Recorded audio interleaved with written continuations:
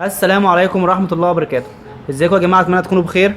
الفيديو النهارده ان شاء الله هنتعرف فيه مع بعض ازاي ننفخ البالون بغاز الهيليوم باستخدام الخل وبيكربونات الصوديوم البيكنج صودا، ودي موجودة في اي سوبر ماركت.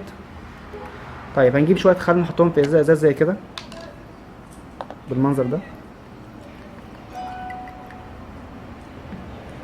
تمام.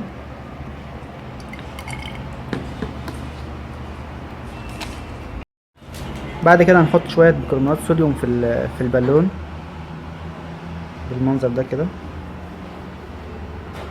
وليكن نص معلقة صغيرة، معلقة شاي.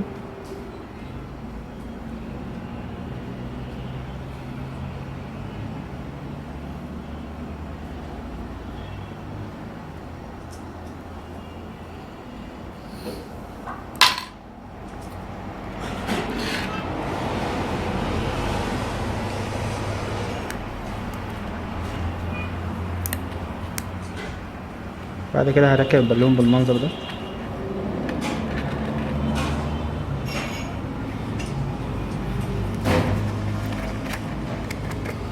زي ما حضراتكم شايفين التفاعل في خلال ثواني.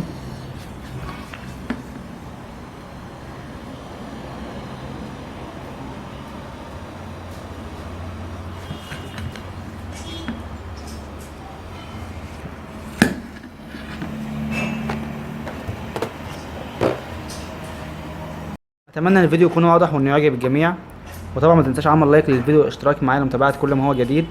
والسلام عليكم ورحمة الله.